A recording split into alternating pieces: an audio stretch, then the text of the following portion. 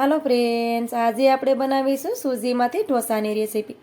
તેના માટે આપણે એક વાટકો ભરી અને સૂજી લીધી છે. હવે આપણે મિક્સરનું જાર લઈ લેશું અને સૂજીને તેમાં નાખી દઈશું. સૂજી તમે મોટા દાણાવાળી અથવા તો ઝીણી સૂજી આવે છે તે કોઈ પણ લઈ શકો, કેમ કે સૂજીને આપણે પીસવાની હોય છે. હવે તેમાં આપણે 2 ચમચી ભરી અને બેસન નાખી દઈશું.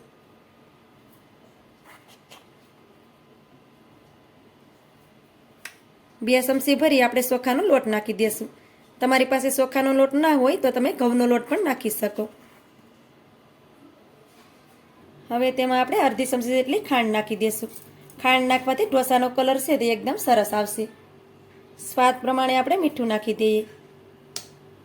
હવે આપણે મિક્સરનું ઢાંકણ બંધ કરી દઈએ અને બધી વસ્તુને પીસી લઈએ. બધી વસ્તુને આપણે સારી રીતે પીસી લીધી છે. તમે જોઈ શકો છો કે બધા લોટ આપણા સારી રીતે પીસાઈ ગયા છે. હવે તેમાં આપણે અડધો વાટકો ભરી અને મીડિયમ ખાટું દહીં નાખી દઈશું. તેની સાથે અત્યારે આપણે 1 વાટકો ભરી અને પાણી નાખી દઈશું. હવે આપણે મિક્સરનું ઢાંકણ બંધ કરી અને બધી વસ્તુને પાછી પીસી લેવાની. બધી વસ્તુને આપણે ફરીથી પીસી લીધી છે. હવે આપણે એક વાસણ લઈ લેશું અને બેટરને તેમાં કાઢી લેશું.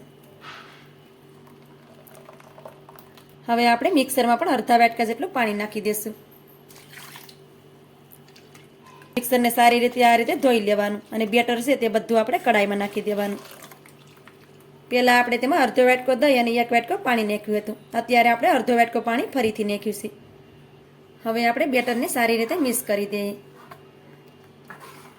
તો તમે જોઈ શકો છો કે ઢોસા બનાવવા માટે બેટર છે તે એકદમ પરફેક્ટ છે. તમને બેટર જરા પણ પતલું લાગતું હોય તો તમે એકાદી ચમચી તેમાં ચોખાનો લોટ નાખી શકો અને બેટરને મીડિયમ ઠીક કરી લેવું. હવે આપણે બેટરની ઉપર ઢાંકણ ઢાંકી દઈશું. ઢાંકણ ઢાંકી તેને 5 મિનિટ માટે આપણે રેસ્ટ કરવા માટે રાખી દઈશું. બેટરને આપણે 5 મિનિટ સુધી રેસ્ટ કરવા માટે રાખી દીધું હતું. ત્યાર પછી બેટરને આપણે જોઈ લેવાનું. તો તમે જોઈ શકો છો કે બેટર આપણું એકદમ ફૂલી ગયું છે. હવે તેમાં આપણે ચપટી જેટલો બેકિંગ સોડા નાખી દઈએ, એટલે કે ખાવાના સોડા. તેને પણ સારી રીતે મિક્સ કરી દઈએ. બેકિંગ સોડા નાખવાથી ઢોસામાં જાળી છે તે એકદમ પરફેક્ટ આવશે. તો બધી વસ્તુને આપણે સારી રીતે મિક્સ કરી દીધી છે.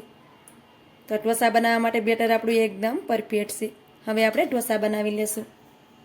ઢોસા બનાવવા માટે મેં નોનસ્ટિક તવાને ગરમ કરી લીધો છે. હવે તેમાં થોડુંક પાણી નાખી દઈએ. પાણીને આપણે કપડાથી લૂછી લઈએ. આવી રીતે કરવાથી ઢોસા છે તે તવામાં ચોંટશે નહીં. ગેસની ફ્લેમને આપણે ધીમી કરી દઈશું. હવે બેટરને આ રીતે હલાવી લેવાનું અને 2 ચમચા જેટલું બેટર આપણે તવામાં નાખી દઈએ. હવે આપણે તેને ઢોસાનો શેપ આપી દઈએ. તો આ રીતે ગોળ ગોળ ફેરવતું જવાનું, જેથી કરી એકદમ પતલો પતલો આપણો ઢોસો બની અને રેડી થઈ જશે. તો આ રીતે મેં ઢોસાને ફેલાવી દીધો છે. તમે જોઈ શકો છો થોડી જ વારમાં ઢોસો આપણો ઉપરથી ડ્રાય થઈ ગયો છે. હવે તેમાં તેલ નાખી દઈએ. તો આ રીતે આપણે ઉપરથી તેલ નાખી દેવાનું છે, જેથી કરી ઢોસો આપણો એકદમ ક્રિસ્પી બને. અને આ રીતે કિનારેથી પણ થોડુંક તેલ નાખી દેશું. હવે ઢોસાને આપણે ધીમા ગેસ ઉપર જ તળવા દેશું, જેથી કરી ઢોસો આપણો એકદમ ક્રિસ્પી બને. થોડી વાર પછી ઢોસાને તમે જોઈ શકો છો કે ઢોસાનો કલર પણ ઉપરથી ચેન્જ થઈ ગયો છે. ઢોસો આપણો એકદમ ક્રિસ્પી બની ગયો છે. હવે ઢોસાને આપણે ફોલ્ડ કરી દઈએ. તો આ રીતે ઢોસાને તમે જોઈ શકો છો કે ઢોસો આપણો એકદમ ક્રિસ્પી થઈ ગયો છે. ઢોસાને આપણે એક થાળીમાં લઈ લેશું. હવે આપણે આવી જ રીતે બધા ઢોસાને બનાવી અને રેડી કરી લેશું.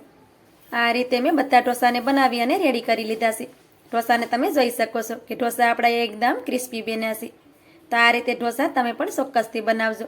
તો મારી આજની રેસીપી તમને સારી લાગી હોય તો લાઈક કરી કોમેન્ટ કરી દેજો. ચેનલ પર નવા હોય તો ચેનલને સબસ્ક્રાઈબ કરવાનું ભૂલતા નહીં. તો મળીએ એક આવી જ નવી રેસીપીની સાથે. ત્યાં સુધી બધાને જય માતાજી.